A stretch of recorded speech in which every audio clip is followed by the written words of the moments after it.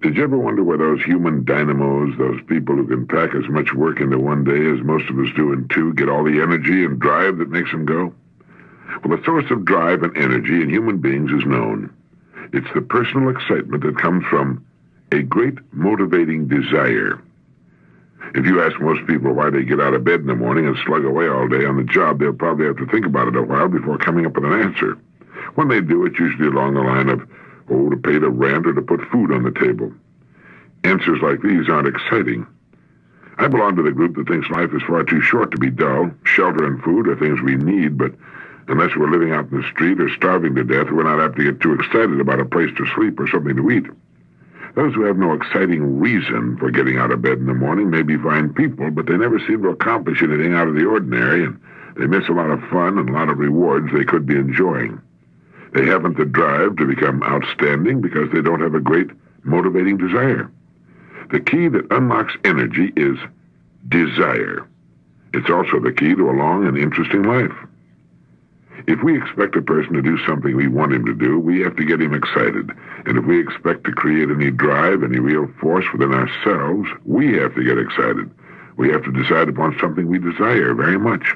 A goal that fires our imagination with a mental picture of having something, doing something, or being something.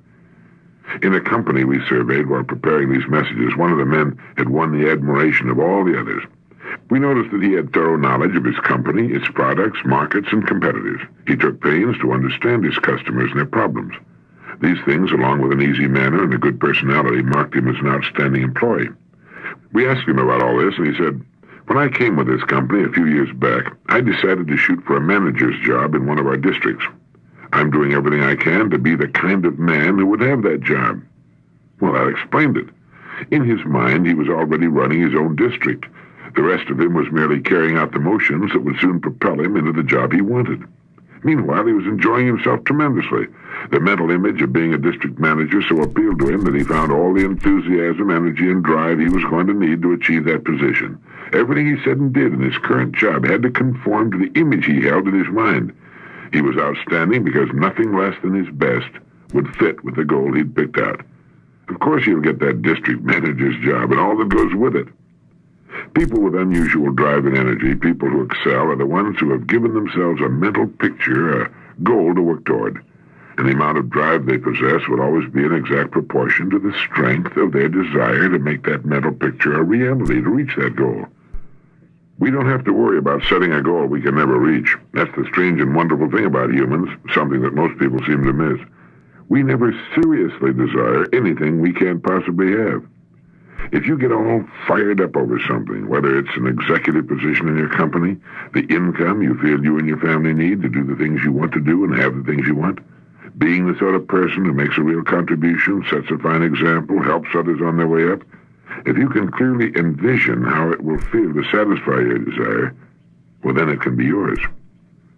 Arnold Bennett wrote that the kind of desire that triggers drive and energy within us isn't some vague hankering, some undefined wish. The productive kind of desire is real. It's concrete. It's a mental picture that will never leave us alone. It's always there in front of our minds, prodding and poking, goading us on. It's an obsession, a whip. It has no mercy, and we'll never be satisfied until we've achieved that which we truly desire. Well, how about you? What's your goal? What is it that gets you fired up every time you think about it? If you have such a goal, you'll never have to worry about the drive and energy you'll need to achieve it.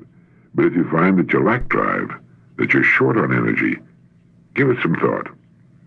Decide upon the dream that's more important to you than any other. Then begin to make that dream a reality. You can, and you'll find that you've got all the drive you need, all the energy you want. To achieve your goals in life, create a desire within yourself. Then direct the energy and drive it generates toward getting whatever you want. It's been truthfully said, what the mind of man can conceive and believe, it can achieve. There's a great fact that the average person tends to lose sight of, or simply doesn't know. It's that each of us has the power and the energy, though we may be unaware of it, to achieve those things and conditions we want very much.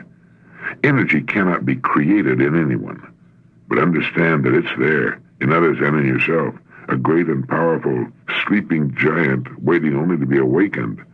The waking agent is desire. So your desire to attain a worthy personal goal will unleash abundant energy for you. All you will need to travel an exciting, interesting, and fulfilling road through life to the destinations of your choice. This is Earl Nightingale, and thank you.